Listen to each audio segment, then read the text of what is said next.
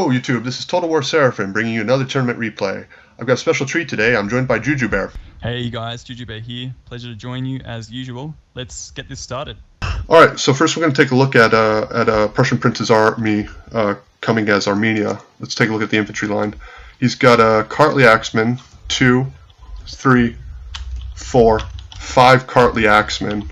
For his skirmishers up front, he has 2 Eastern Archers, and for his cavalry corps, he's got 1 Eastern Cataphract, 1 Mercenary Cappadocian, 2 Mercenary Cappadocians, 1 Noble Blood, 1 Noble Blood, and another Eastern Cataphract. And for his general, he has the Ozek Knights. He also has on the left flank 1 Horse Archer, and for the right flank, 1 Horse Archer as well.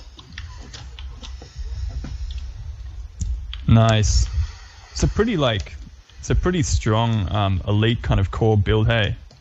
Yeah, I definitely agree. You've got like a lot of very strong cav and like some pretty like strong mainline infantry as well with those Karlis. I agree. It seems like it'd be predicated on a charge right down the middle. A lot of really heavy cavalry. Yeah. So I'll just go over the other build over here. We've got 3 hitmen up the front as meat shields. We've got 1, 2. We've got 3 thorax swordsmen and 2 silver shield swordsmen. So they're kind of intermixed. So I suppose the influence of those silver shield swordsmen covers both thorax swordsmen next to them. I suppose so. We've got Persian light archers behind them, 4 of them. We've also got 1 archer behind that line there. And bringing up the rear is a really powerful core of cavalry in the form of 4 Azar Knights. And right up the back there in the wings are 2 Eastern Spearmen. So pretty strong stuff. I guess both players have brought a very strong cavalry contingent and some pretty nice skirmishes as well from the Seleucids. Definitely. Do you reckon you could see what kind of strategy... Sorry, who's playing Seleucids? I can't remember. That's Bnollbnoll playing the Seleucids and Prussian Prince playing as Armenia.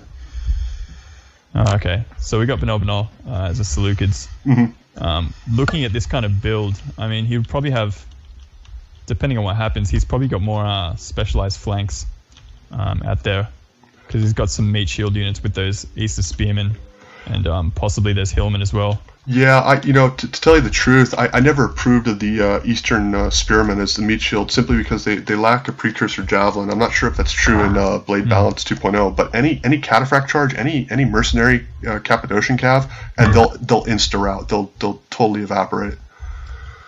Totally, because they're only medium spear infantry as well, so any impact damage is going to be pretty hard. I think it was like an extra 16% mass on each cavalry unit in the Blade Balance 2.0 yes, as that's well. right. That's right. All right, shall we jump in and hit play? Yes, please do. You want to count us down?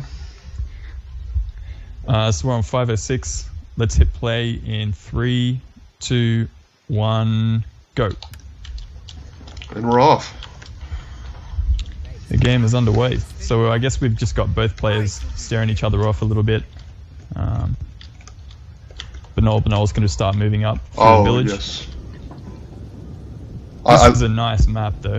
I definitely agree, and it looks like they looks like they both want to come to an engagement as quickly as possible here. I see the Horse Archers moving up for Prussian Prince. I don't know how effective they're going to be.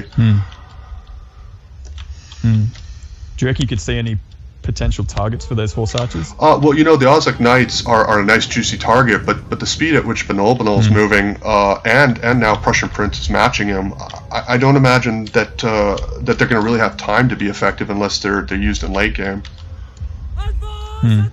Actually, that's a fair point. If some back, just for late game, picking off different units, they might be quite deadly in that respect.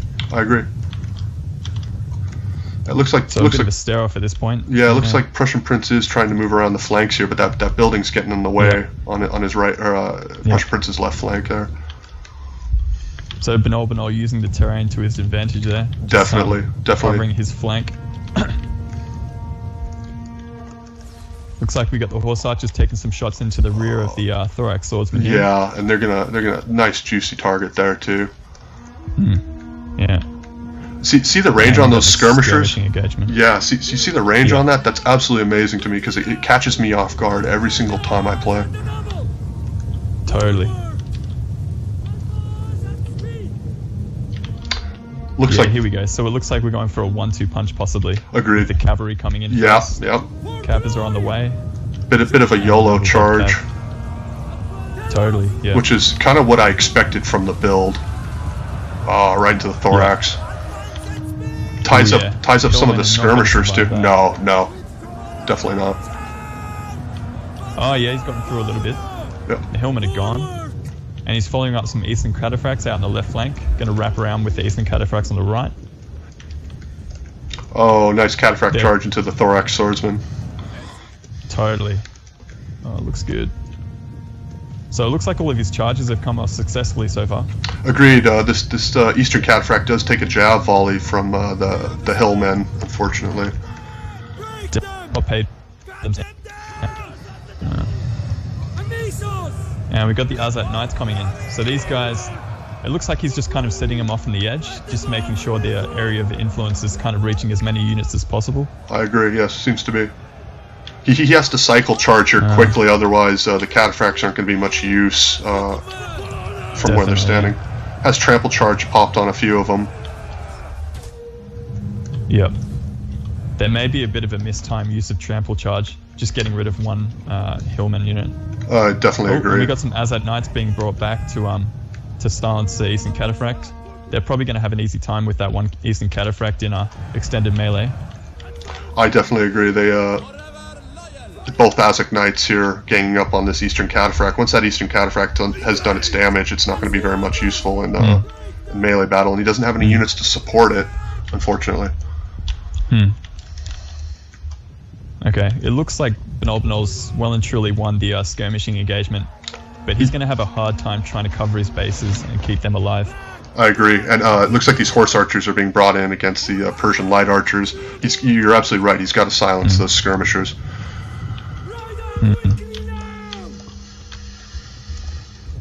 So the horse archers may actually be useful at this point in the match, because he's already taking out one of those Persian light archers, and he may get into more as well. I agree. It looks like these Azak Knights are being pulled back, but they then become targets themselves to the horse archers.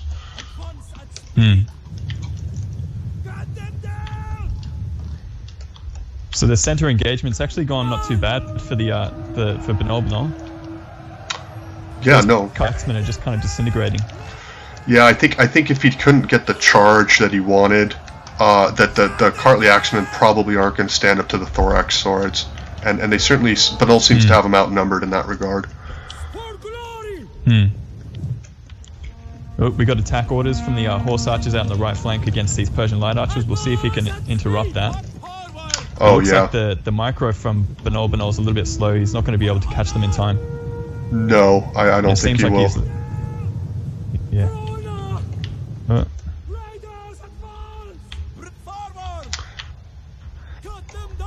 Looks like the Azak Knights are the getting... Seleucid general.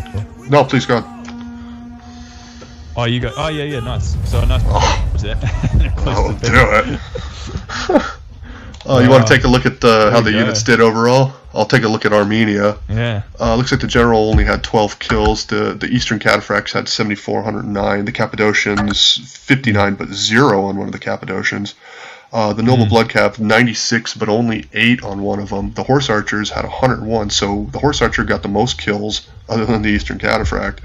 The Eastern Archers fell 9-1, but the Cartly Axemen did all right, but not comparatively. How about you? How about you take the Seleucids?